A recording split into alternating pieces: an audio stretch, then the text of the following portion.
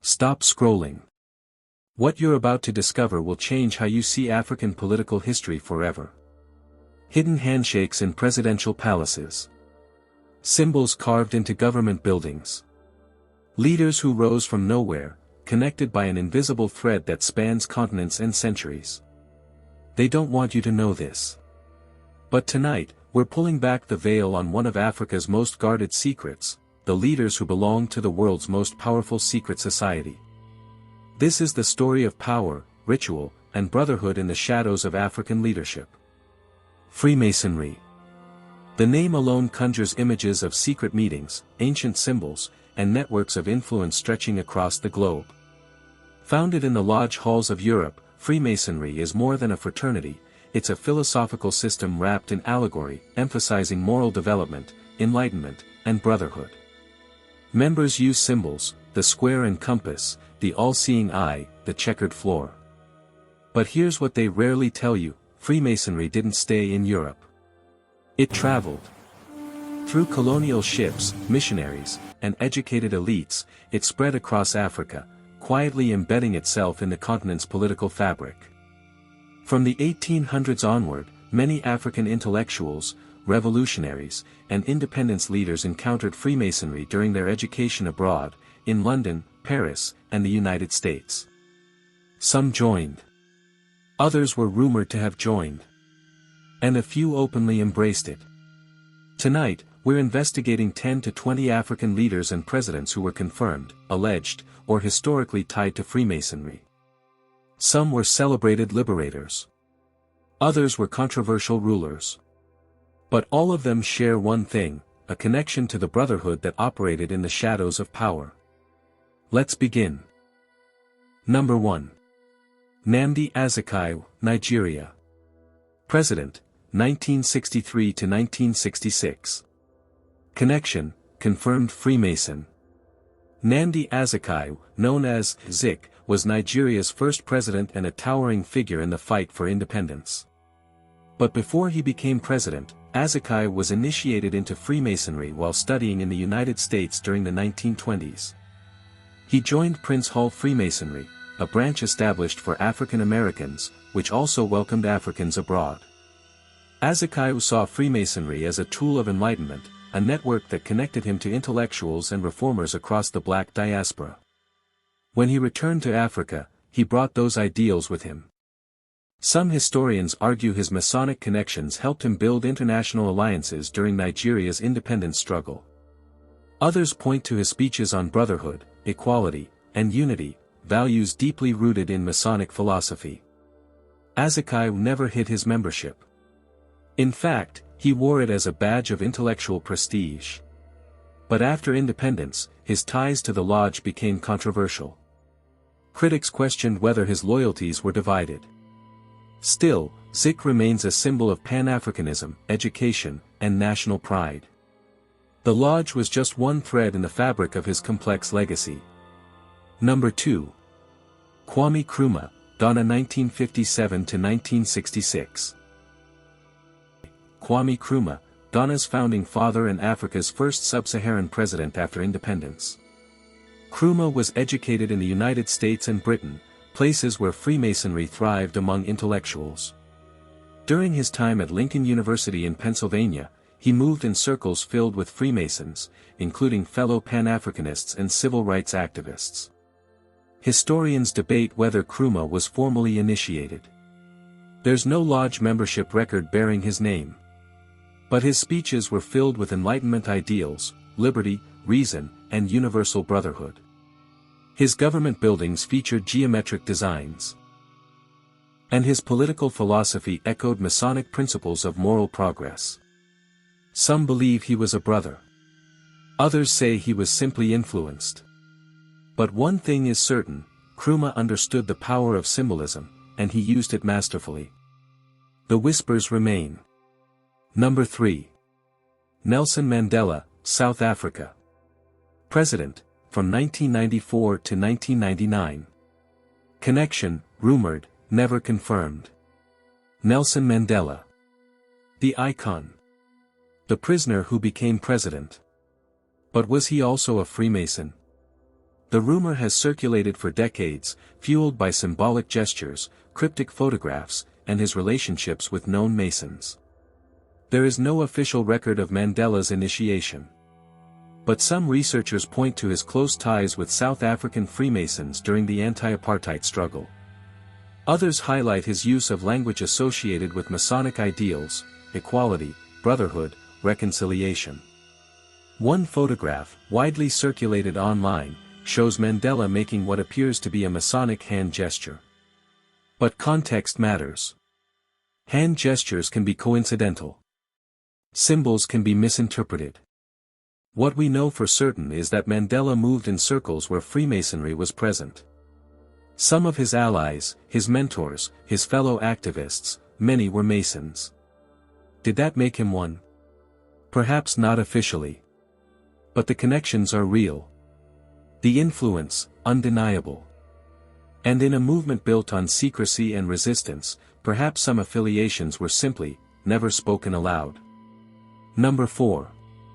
Olusegun Obasanjo, Nigeria.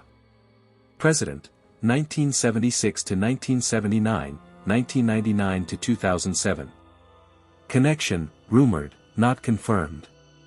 Olusegun Obasanjo is one of Nigeria's most prominent political figures. He served as military head of state, then returned as a civilian president decades later. Rumors of his Masonic ties have circulated for years, fueled by his international connections and symbolic gestures. Obasanjo has denied Masonic membership. But the rumors persist. Why? Because Obasanjo's political career has been defined by networks, international, regional, and domestic. He has close relationships with Western leaders, African heads of state, and religious figures. His ability to navigate Nigeria's complex political landscape suggests access to informal channels of influence. Some conspiracy theorists point to photographs and speeches as evidence. But evidence is not proof. What we know is this: Obasanjo is a master networker. Whether those networks include the Lodge, remains an open question. Number 5, Jomo Kenyatta, Kenya 1964 to 1978. Next, we travel east, to Kenya, where Jomo Kenyatta became the nation's first president after liberating it from British colonial rule. Kenyatta was educated in London during the 1930s. It was there, in the heart of the British Empire, that he mingled with intellectuals, activists, and Freemasons. While there's no confirmed record of his initiation, several historians and researchers have pointed to his connections with prominent British Masons who supported African independence movements. Some lodges in colonial Kenya were attended by African elites, though records from that era are notoriously incomplete. Kenyatta himself never publicly addressed the rumors. But throughout his presidency, he maintained ties with Western leaders known to be Masons. Coincidence? Perhaps. Or perhaps not. Number 6. Léopold Sédar Senghor, Senegal 1960 to 1980. Now we move to West Africa, Senegal, and one of the continent's most intellectual leaders, Léopold Sédar Senghor. Senghor wasn't just a president. He was a poet, a philosopher, and a co-founder of the Negritude movement, which celebrated African culture and identity. Educated in France, Senghor moved in elite circles that included writers, politicians, and Freemasons. French Freemasonry, particularly the Grand Orient de France, was deeply tied to progressive political movements. Senghor's humanist philosophy mirrored Masonic ideals of enlightenment and universal brotherhood. Though never officially confirmed, multiple French sources have suggested Senghor attended Masonic gatherings. His writings referenced esoteric symbolism. His speeches emphasized unity, knowledge, and moral elevation. Was he a Mason? The evidence is circumstantial, but compelling. Number 7. Félix Houphouët-Boigny, Côte d'Ivoire 1960 to 1993. Félix Houphouët-Boigny ruled Côte d'Ivoire for over 3 decades, longer than almost any African leader. And his name frequently appears in discussions of Freemasonry. Educated in French colonial schools and deeply connected to French political networks, Houphouët-Boigny maintained lifelong ties to France, a nation where Freemasonry held significant political influence. He built one of the world's largest churches in his hometown of Yamoussoukro, a structure so grand, so symbolic, it sparked conspiracy theories. Some claim Masonic symbols were embedded in its design, though these claims are disputed. What's not disputed, Houphouët-Boigny's cabinet included several known Freemasons. His diplomatic circles overlapped with French Masonic lodges. And his political philosophy emphasized secularism, progress, and fraternity, core Masonic values. Was he initiated? We may never know for certain. But the pattern is undeniable. Number 8. Habib Bourguiba, Tunisia 1957–1987. Habib Bourguiba led Tunisia to independence and transformed it into one of Africa's most progressive nations. Educated in Paris during the 1920s, Bourguiba encountered Freemasonry at the height of its influence in French intellectual circles. Tunisia itself had active Masonic lodges under French colonial rule, many attended by North African elites. Bourguiba's presidency was marked by secularism, modernization, and women's rights, values aligned with Masonic Enlightenment principles. While no membership records have surfaced, Tunisian and French historians have long speculated about his ties to the Brotherhood. His silence on the matter only fueled the rumors. Number 9. Sékou Touré, Guinea 1958–1984. Sékou Touré was a firebrand, a revolutionary who boldly rejected French colonialism and led Guinea to immediate independence in 1958.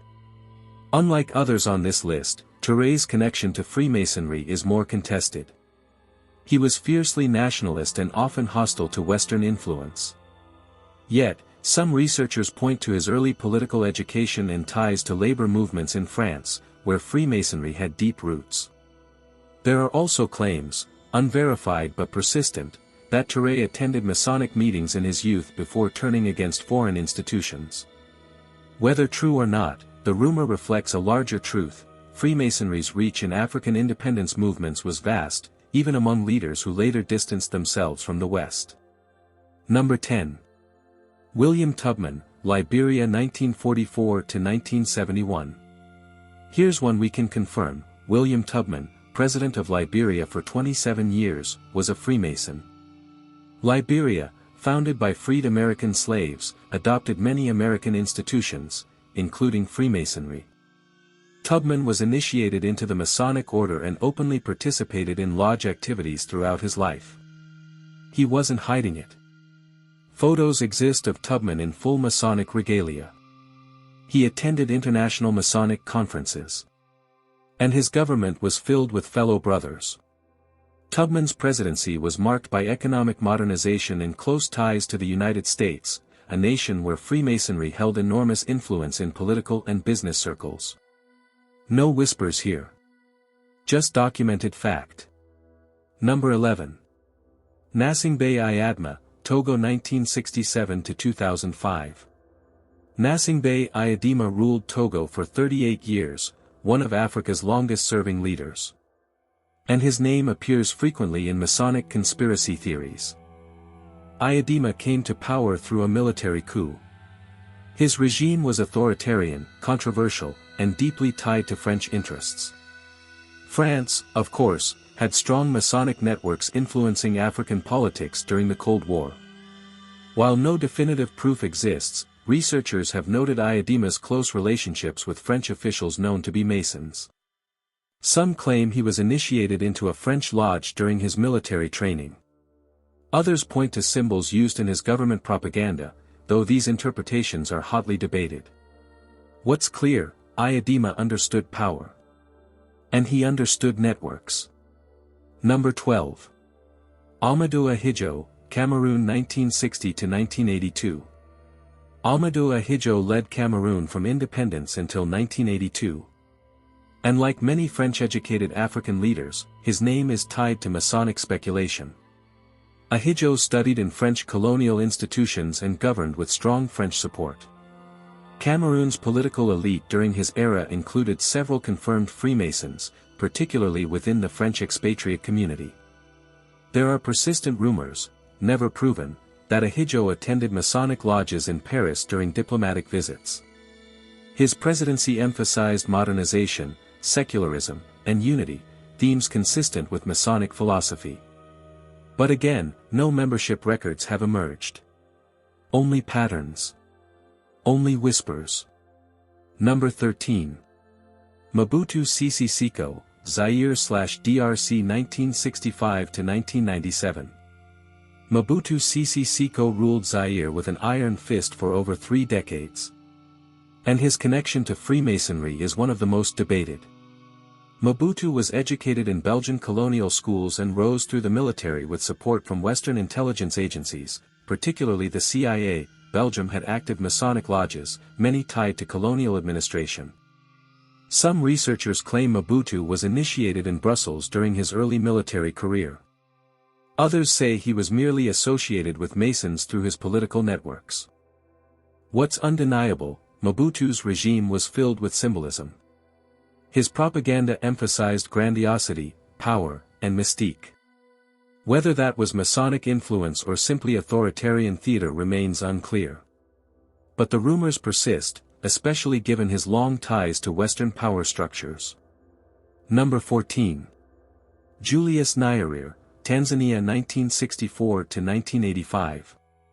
Julius Nyerere was one of Africa's most respected leaders, a philosopher-president who championed African socialism and self-reliance. Unlike many on this list, Nyerere was educated in Edinburgh, Scotland, a nation with deep Masonic traditions. Scotland is home to some of the world's oldest lodges, and many African students studying there in the 1940s and 50s encountered Freemasonry. There's no confirmed evidence Nyerere joined.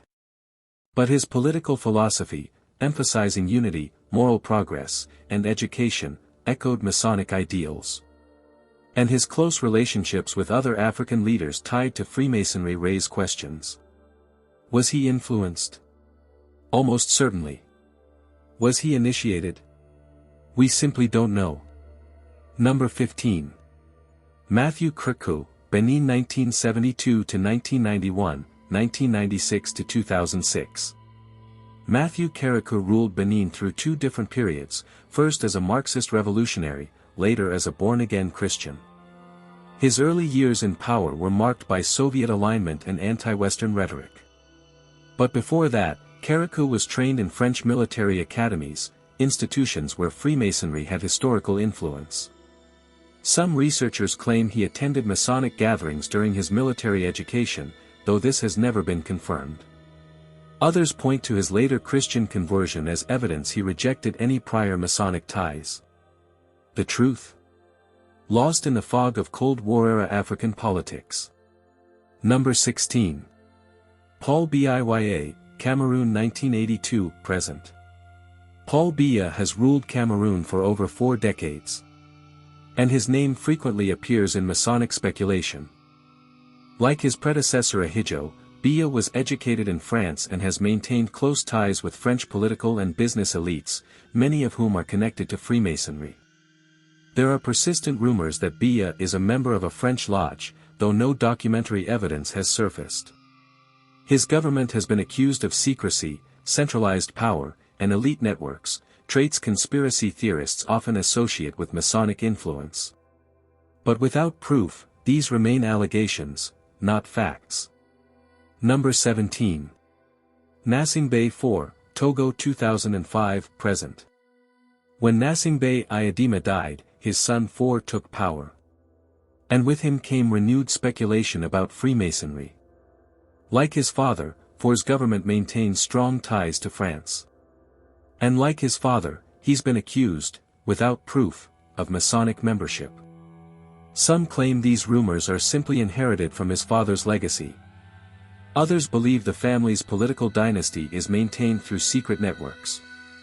What's certain, the Gnassingbé family understands power, and how to keep it. Number 18.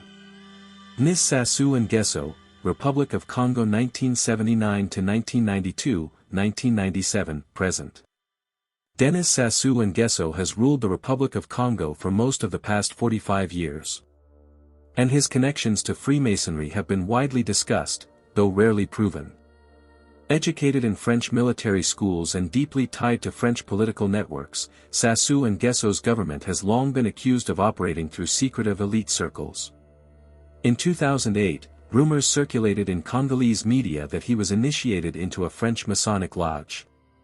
These claims were never verified, and Sassou Nguesso never addressed them publicly.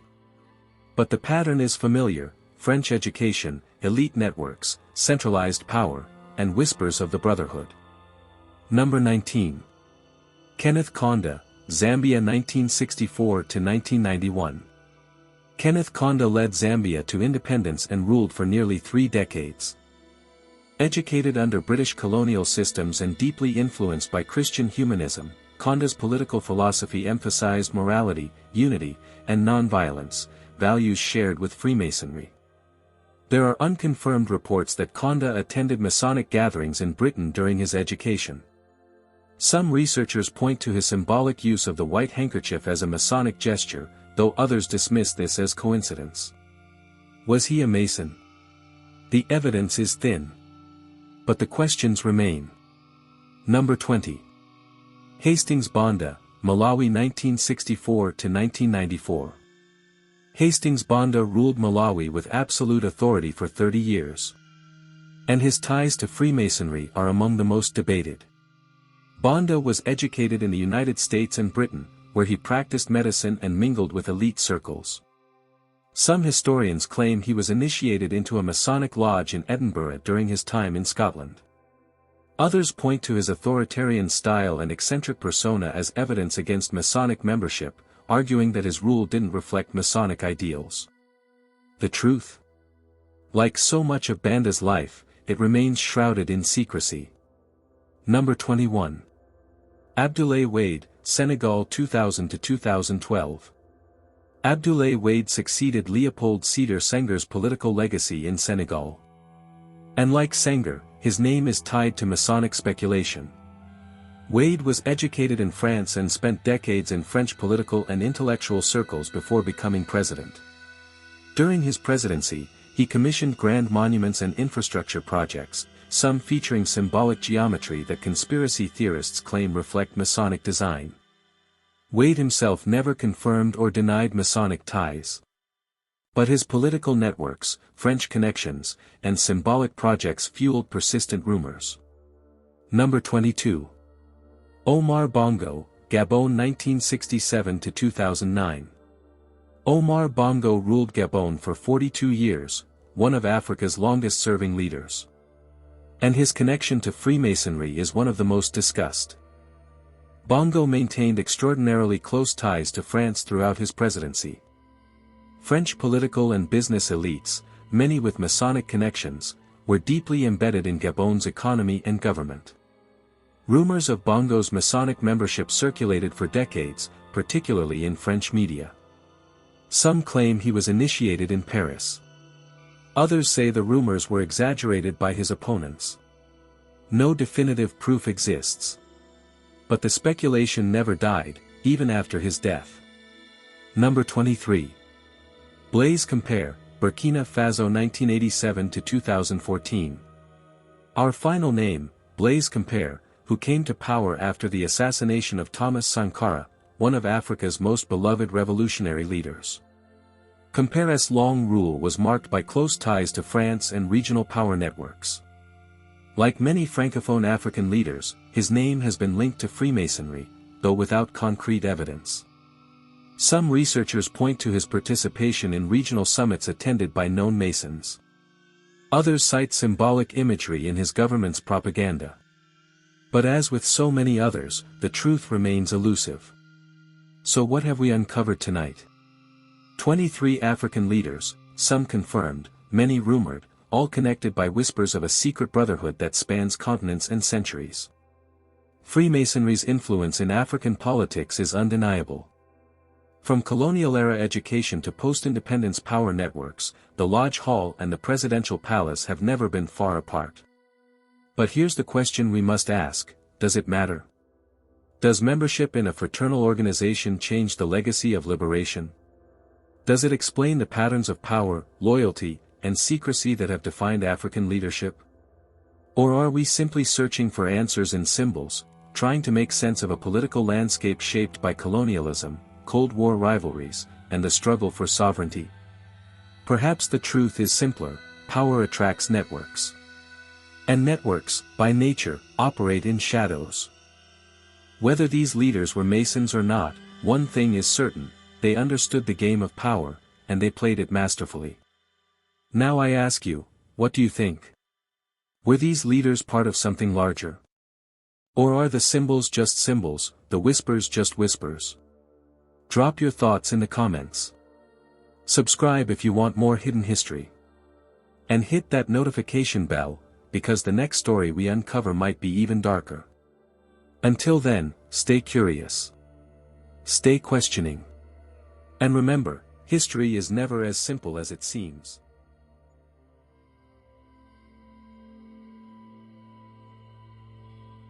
The truth is out there. We just have to look.